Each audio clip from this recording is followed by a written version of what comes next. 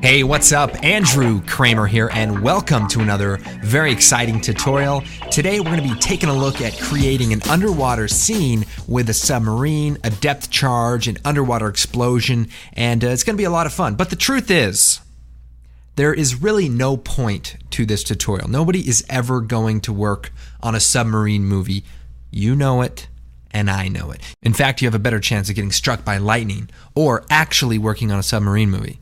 Well, anyway, never mind. The point is, this tutorial isn't about an underwater explosion, but we're going to focus on the idea through the execution of this particular scene. Now, here's what we're going to be creating.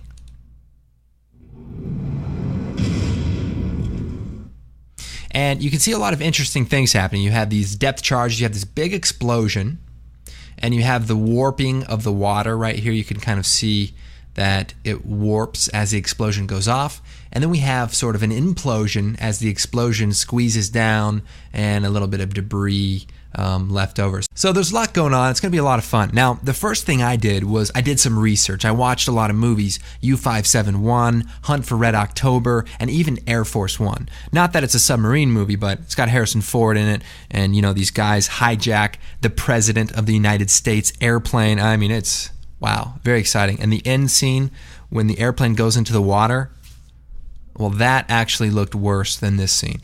Anyway, let's move on. What an unpredictable movie. Now, if you are looking to do some research yourself, I would recommend checking out this movie called Depth Charge. And it's got some big stars here. And frankly, it looks amazing. I mean, if we just look at the poster, first we have this great looking sub, apparently a deadly weapon, a high profile target, helicopters, looks like a destroyer that's been exploded. I mean, I haven't seen it, I couldn't recommend it, but I recommend this movie. Now, let's move on to the actual scene. We're going to create this underwater explosion. So we're going to be using a few clips from the Action Essentials collection, and it basically explodes, kind of bulges out, and then twists down and implodes. So let's go ahead and get started. I'm going to create a new composition, and we'll make it square, about 720 by 720, and we'll make it like 300 frames long, and we'll call this charge, and we'll hit OK. Okay, so we want to create an underwater explosion, and we're going to be using the Action Essentials 2 collection, which you can find at videocopilot.net. We're going to be using the 720p resolution, which is 1280 by 720. And the 2K is also available at 2048 by 1152. So it's basically a collection of action stock footage and things that you can use to composite. So in this case, there isn't an underwater explosion element, but we're going to be using a few of the elements to recreate one. So what I have here is charge number 14, which is this small little charge. And then we have explosion number 1, which is a much larger ground explosion. So the idea is to combine these elements together to create a more spherical underwater looking explosion. So let's see what we can do. First, we have our explosion charge, the smaller one, and I'm going to center it up here. And I'm also going to scale it up. We want it to be a bit bigger. Now, there's a bunch of residual kind of sparks and things, so I want to get rid of that.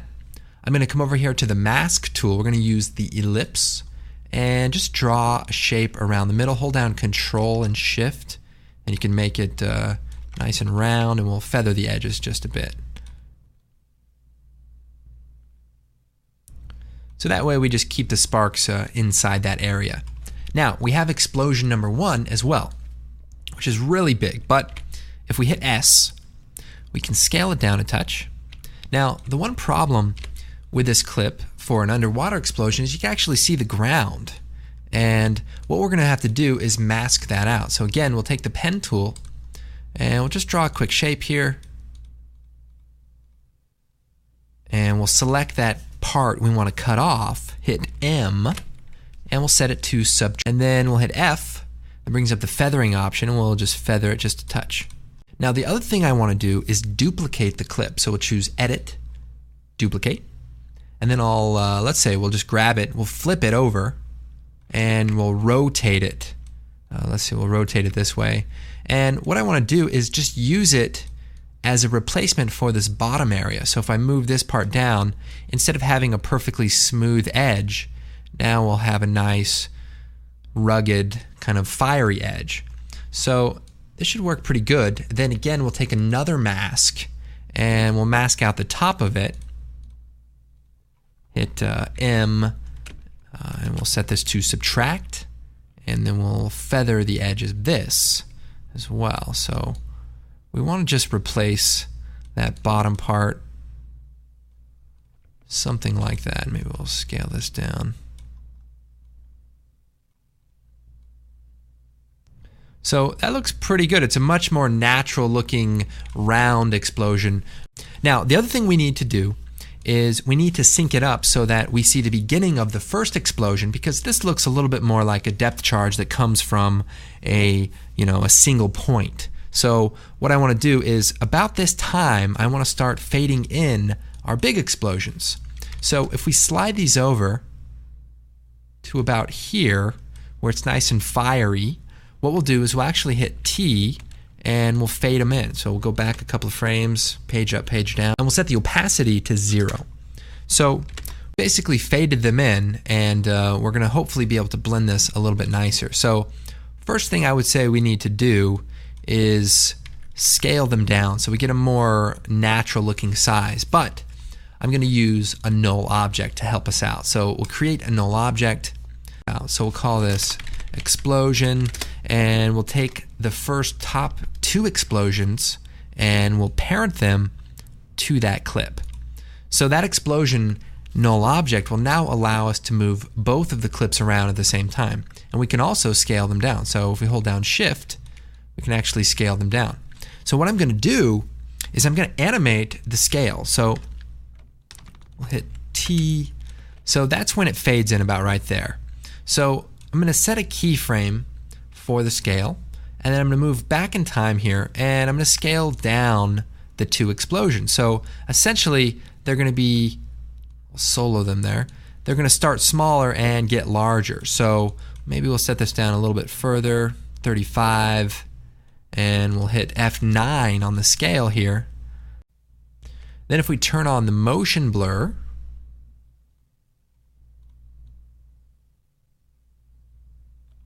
we might actually be onto something. So let's just take a quick look at where we're at right now. And that looks pretty good. I think that's a good start. All right, the next thing we'll do is pre-compose these elements. So we'll hold down Shift, select them, and we'll choose Layer Pre-Compose. And that'll basically combine them into a single comp. So we'll just call this Explode Comp, and we'll hit OK. Or Comop. Anyway, close enough. What I want to do is create another null object. We've got this new null object. I'm going to take our Explode Comop and parent it to that null. And then we're going to hit S, and we're going to set a keyframe for the scale at about the time when the explosion finishes. So we'll set a keyframe, and then we'll move forward here, and we're going to scale this down. So remember, when the explosion goes off underwater, it pushes the water away, and then all of the pressure of the water then implodes back on the space that was created. So that's why we get this force that actually comes from outside of the explosion. So we want the explosion to then shrink down, just like that. And then in addition to that, just for fun, we're going to rotate it as well. So if we just give it a little bit of a rotation, it's kind of interesting what it does. It just kind of looks like it sucks itself down. Now we want this to be a little more gradual, so hit F9, and maybe not so much rotation. And let's also scale it back up just a little bit. We don't want it to get too small. So we'll select those 2 keyframes, hit F9, so it's a nice easy ease. Now the other thing here is the explosion lingers for a little bit longer. Now I wonder if it would actually look better if it didn't linger as long, or if it dissipated quicker. So what if we double clicked on this, took our 2 explosion comps, right click, choose time, enable time remapping. And then what we can do is take the last 2 keyframes here, and before we do that, let's lock the timing of this point by adding a keyframe to the very first frame there. Then we'll take the last 2 keyframes and move them over. So what we're doing is taking the full length of the clip and shrinking it down to a shorter period of time. And this should give us what we need, so that nicely dissipates as, the pressure of the water crushes it down. Okay, so this is looking really good, but we actually are going to do one more thing. That is create a new adjustment layer. And we're going to come over here to the effects and preset, and we're going to type in bulge. And this is a very simple effect. We bring it out, and with the name selected, we can actually create a circular bulge. And this works pretty simply. We're going to set the height to 0. We're going to set a keyframe at the beginning of the explosion. We're going to go forward to when it gets nice and large, and we'll turn the bulge height up. I'm going to be careful, not too much. And then we'll move forward and we'll bring it back down to 0. Can even maybe use like a negative number as it goes down, just to really squeeze it together. Now this is kind of a small thing, but I'm actually going to reverse the rotation to -26, because I think the tendrils of the fire seem to be going that way a little bit more. So, or maybe I'm just crazy. Anyway, we've got this done, and this is like the key element for this particular scene. Everything else is pretty easy, so just wanted to take a little bit of time to make sure, we explained all of those steps. Now, let's get on to the sub part. Okay, so we have this big ball of fire, this underwater explosion, and what this really tells you is you can really create anything that you need if you just have a little bit of an imagination, and this Action Essentials kit with all the various elements, you can really combine them in interesting ways to achieve the results you're looking for. Don't just look at something and say, oh, well, that explosion is too big or too small, or that doesn't fit my particular shot. It's up to you to take those elements and manipulate them to work for your particular shot.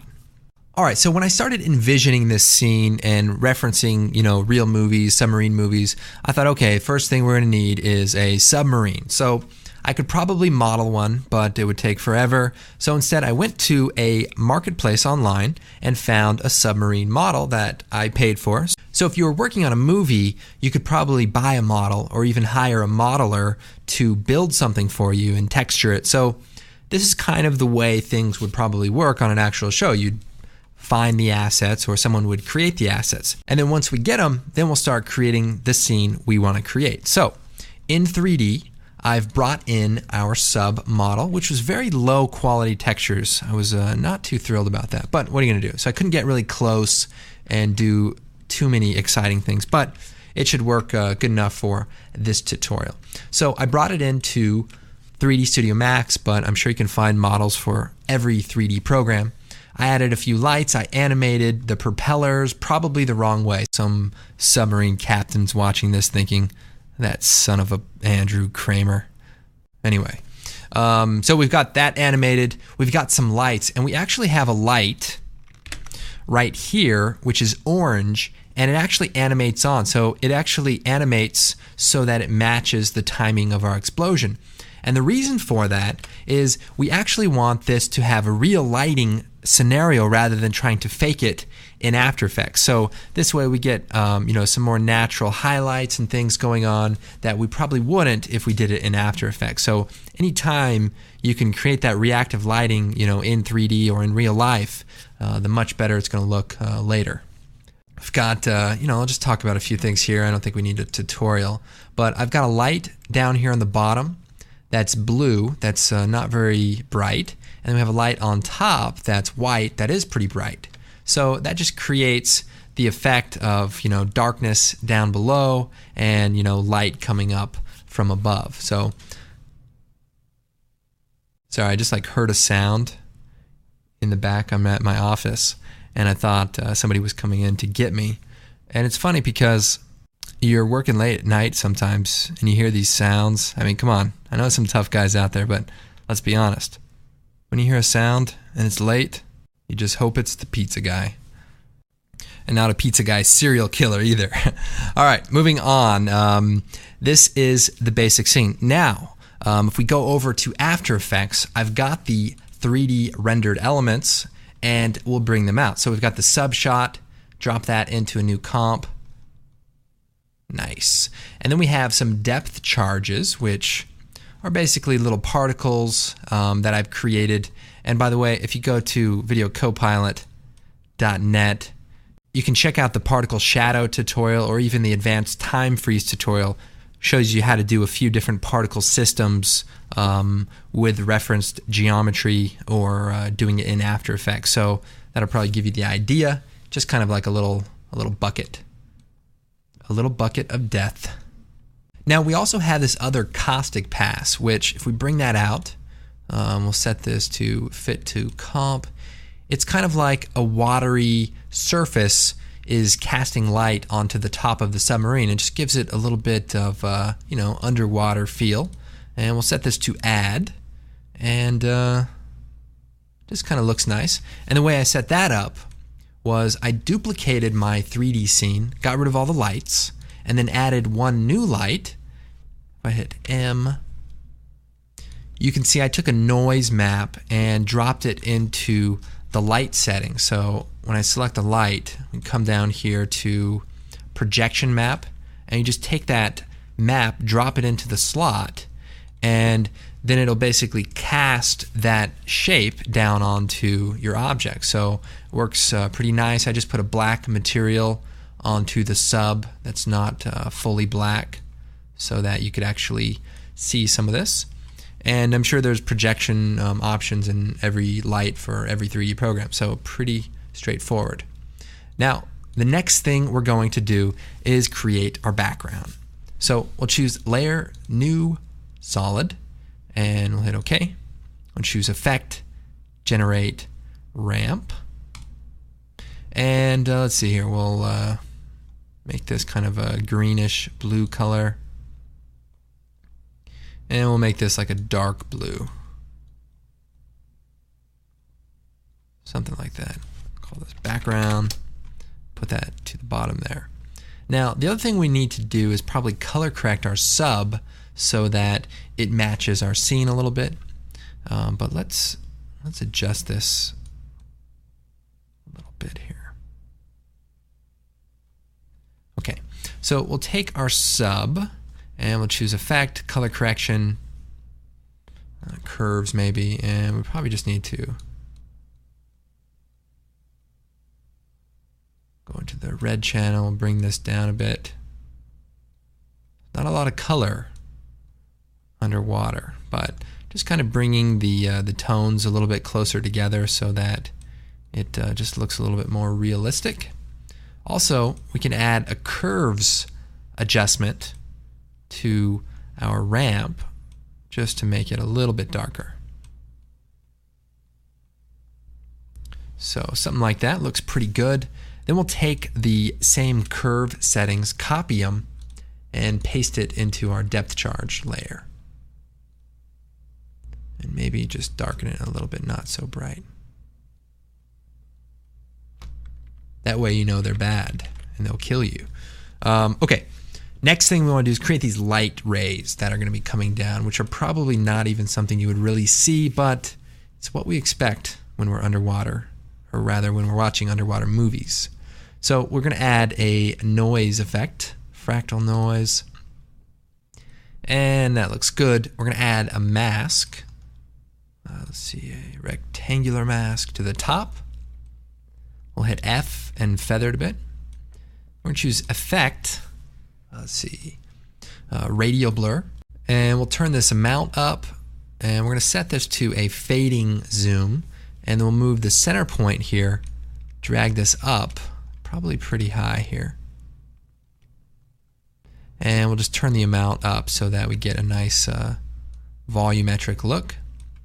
Now we may need to move the layer up higher and scale it up a bit, but to make it a little bit more contrasted, we can just turn up the contrast for the fractal noise, and that will give us the control we need. Turn up the complexity even, maybe even just play with the evolution. We could animate this alt click on the stopwatch. We could do time star 250. That might be too much, but you know, we'll just do like 100. And this expression just makes things perpetually move over time. So as time increases, we're multiplying that times 100. So we just get a nice fluctuating animation. We'll set this to add or screen or something nice. See, add, and maybe lower the opacity. So that looks pretty good. All right, so we have our stereotypical underwater scene, and we've got our light rays coming in. But what about the idea of objects in our scene blocking the light rays, or more specifically, creating shadows instead of light? So we have our sub, and we even have these charges that could potentially be blocking light. So what if we played around with that idea for a second? So let's take our submarine here, and let's duplicate it. And we'll take our layer, and we'll choose Effect, Color Correction, Tint, which is off the screen there, and we set it to black. And then let's take the radial blur, which we added to the fractal noise, and we'll copy it, and let's paste it to our black layer sub. So we'll choose Edit, Paste. So we bring everything up together. What we now see is these light rays, or these radial blurs going, but it's almost like a shadow. So if we play around with this, kind of see what that does. So we can maybe blur it a little bit, and we could set it to like color burn or classic color burn, and maybe hit T, and we could just lower the opacity a bit. But it does kind of bring up an interesting concept of actually having shadows created by our sub. And likewise, we could take our depth charge, duplicate it, take the tint and the radial blur, copy it, select our depth charges, and then paste it. So we have the little shadows coming down. Now for these, I might actually just bring the shadow amount a little bit lower since they're smaller, but this is really just an idea. I mean, this whole process has just been, experimenting and playing around with different concepts, not necessarily ones that you would use necessarily, but it was just, it's just been a lot of fun just tweaking the settings and just doing different things. So maybe one of them could have short rays, and I could duplicate it and make another copy that had longer rays. Let's see. Anyway, we don't want it to be, too obvious that we're trying to create that effect, but, and especially with the scattering of the light underwater, it probably wouldn't be this defined. But like I said, it's an interesting idea, and, I've already done it. What are you going to do? We can't really go back in time, unfortunately. But it does look pretty good. And if we move forward here, we can see our explosion happening from the light.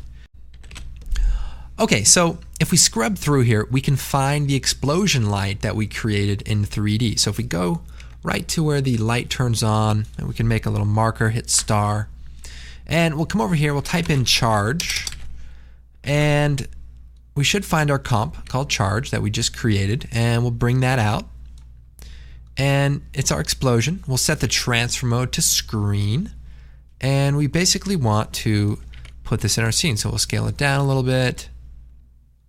It's got a nice rounding effect. I think this looks pretty nice. We could maybe turn the brightness up, and maybe even the alpha channel up a little bit. All right, now let's work on some of the smaller details of this scene. So first, let's create an adjustment layer, and we'll put this right below the charge.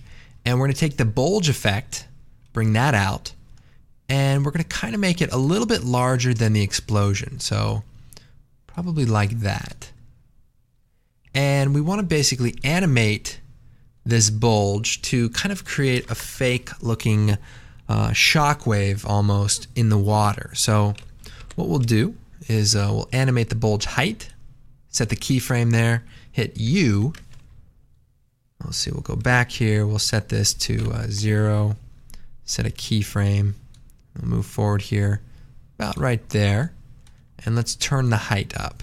So it kind of displaces the background a little bit, and then we'll move forward and just bring it back down to 0. And we'll work on the timing as we go forward. So this will be the bulge. Good. All right, now another thing I want to create is some residual debris. So if we look at the finished example, we just have these little bits that are floating in the water, but they also they wobble around as if the water is, moving around after that explosion, like it's rattled the water up a little bit. So the way we're going to do that is create a particle system. So we'll choose Layer, New Solid, and this will be our particles. And we'll choose Effect, Simulation, Particle World. Now we'll set the grid to off. Let's see, we'll solo this. I'm going to set, let's see here, set the velocity down to 0. And I want to increase the size of the producer. We'll also probably just move the producer over so that it looks like it's about where our explosion has taken place. So about right there looks good. We'll come down here to the particle settings. We want to do maybe a motion polygon, or rather a tri-polygon. We'll set it to just black particles. And we're also going to go into the options, into the opacity map, and we're just going to set it to constant and hit OK. Now I want to make the size a lot smaller, so we'll set the depth size to 0. And we'll set the start size, let's see, to really, really small. And we'll turn up the size variation as well. We don't want people to see that they're triangles. So we want it to just look like bits of debris. So we'll turn that on. And we want these to be showing up essentially right after the explosion. So we'll put it below the charge. And maybe play with the size of this a bit.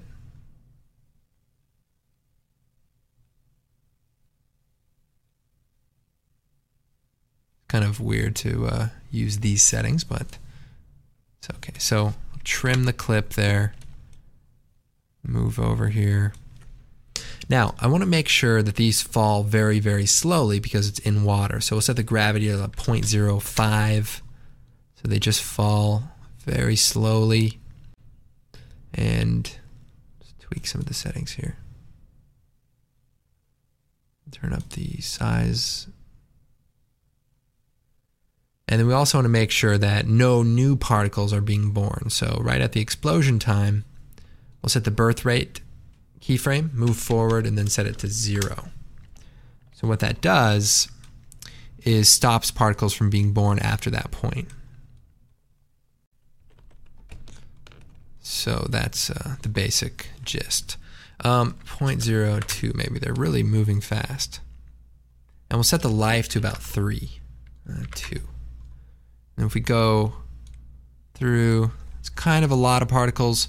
We might think about going to the earlier spot where it says 2 and set that to 1.5, and I'll just make less particles. So, just play around with these settings. But the main thing I want to do is actually add this turbulent displacement. So we come down here into distort, and at the bottom you'll see turbulent displace. And as we play with this, you can see it kind of undulates these particles. So if we set the amount down a bit and the size down, we can animate the evolution. So we'll do Alt-click and we'll type time times 150. And so now these particles, maybe a little bit more than that, 200, and maybe turn up the amount a bit. Now these particles will start moving around as if they've been displaced by this explosion and the water is moving. So it's a very subtle effect, but hopefully you can see it in the QuickTime what's actually going on there. So let's add a quick flash of light. Let me just preview this really quick so you can kind of see. So pretty subtle, and those particles are definitely falling a little too fast, so I have to do like 0.001. And that also gives it more of an effect. You can actually see that turbulent displacement. It's a little high, but you can just see them kind of wobble around. So that's really cool. We'll set the gravity to 0.004 maybe. Okay, looks pretty good actually. Finally, we want to add, not finally, it's probably like another 80 minutes. No, I don't know. Let's just add a quick light layer to just flash. Set this to add and probably create a quick mask around the main area. Feather it out a lot. And we want to, let's see, animate this according to our explosion. So set the opacity to 0, and we'll slowly turn it up, flash it bright, and then I like to bring it down almost to about 20%, and then fade that rest of the 20% out. So it creates like a big flash of light, but then you still have a nice glow, because most of the energy goes in that initial, first blast. And we also don't want it to fade in too much. We really want it to just pop on, really bright, so that it really gives you that sense that something has a lot of energy. So that looks pretty good. Now, this is the main thing that I went through. Now, there's a few other fun things that you can do. One, you can create a new solid, and I would say play around with this plugin called Foam. And it creates a lot of different looking bubbles and things, which you can probably incorporate into the propellers. You can probably incorporate just randomly in the scene. Maybe we could go into the rendering, play around with the different bubble textures. There's a lot of different looks, and don't feel like you're stuck with red. You can always color correct that, even change the transfer mode. You got overlay. We could do add, and we bring the size of these bubbles down. It just gives it a little bit more of a natural look. I would slow down some of the physics just so that it's not so intense initially, but you could have bubbles kind of escaping from the explosion. You could have bubbles just kind of floating around in the scene. Just be careful about scale. You don't want these bubbles to seem really large, because then your ship will seem really, really small. So keep the bubbles down to a really small size, and that'll probably look best.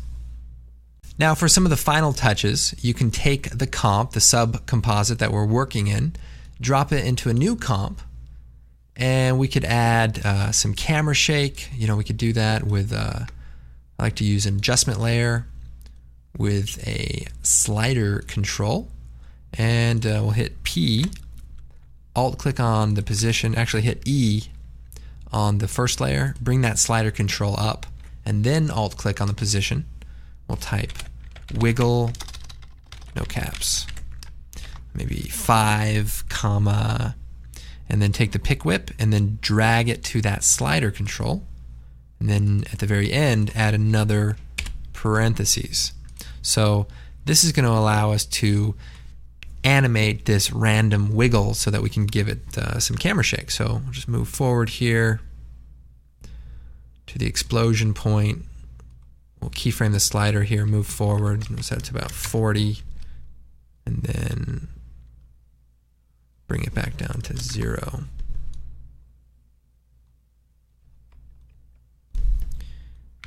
And we'll turn the motion blur on for the layer and for the comp.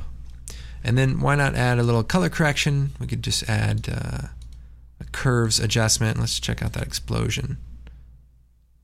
And one thing about the camera shake is the edges get cut off.